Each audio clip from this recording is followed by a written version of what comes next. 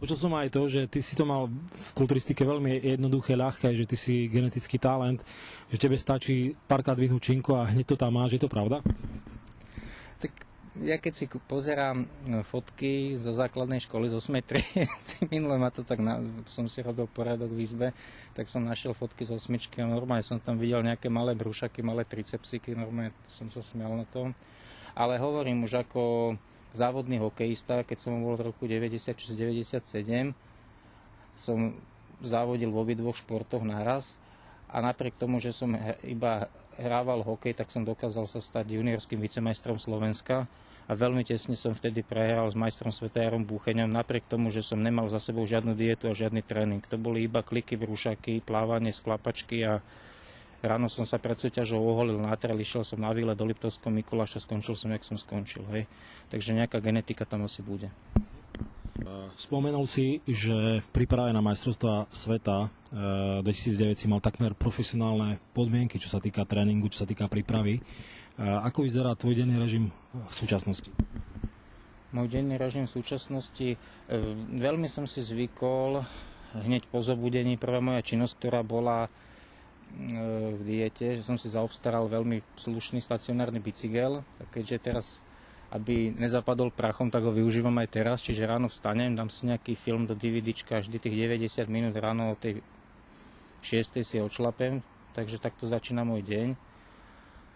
No a raňajky, obed, dopravím si hocičo, ale už od tej 4. hodiny to nepreháňam ani so sacharidmi, ani s cukrami a snažím sa, lebo teraz sa mi to telo moje dosť páči, tak snažím sa aspoň tých 5-6 krát do týždňa ísť do posilovne, nech to čím dlhšie vydrží a hlavne nech mi to robí radosť. Pokiaľ mi to prestane robiť radosť, tak už to potom nebude mať zmysel. Ale zatiaľ mi to robí radosť, tak udržujem sa trošku z tých návykov, čo som si zvykol za ten pol rok.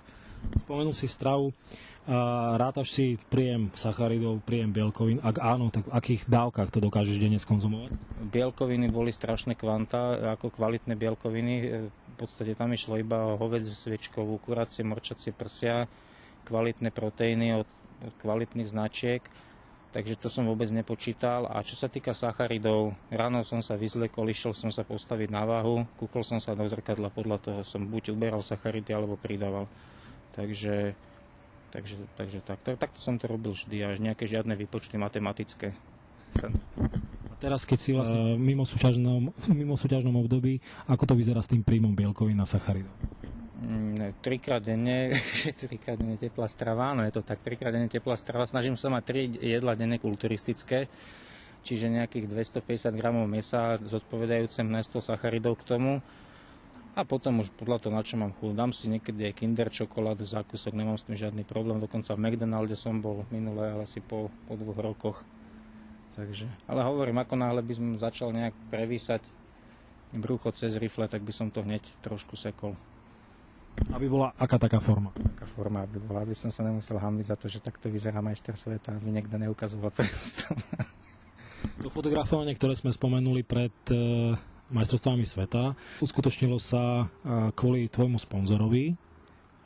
Vieš povedať, kto všetko ťa sponzorsky podporil v príprave? Sponzorsky ma podporil v príprave, no bola to firma Palet,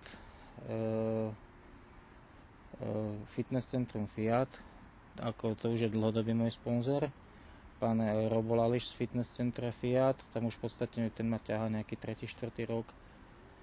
SZKFB mi pomohli tento rok, firma Big Board, no a to asi tak všetko, stačí. Spomenul si Big Board, pred nejakou dobou sme sa bavili o tom, že v Bratislave by sa mohol objaviť aj tvoj billboard. Uskutočnilo sa to? Áno, v podstate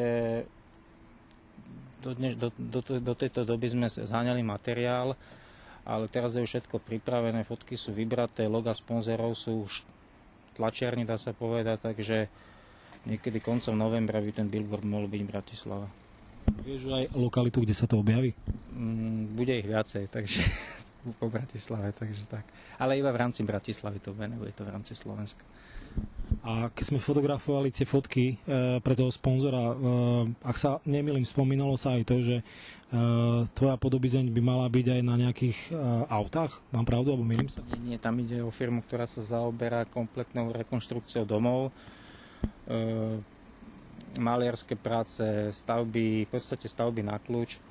A vedenie tej firmy bolo s tými fotkami spokojné, takže minimálne si dajú plagáty s tou firmou spraviť, nejaké kartičky a dokonca aj oni uvažujú o ďalšom billboarde, hej, takže v podstate za chvíľku to môže byť zamorená Bratislava billboardami.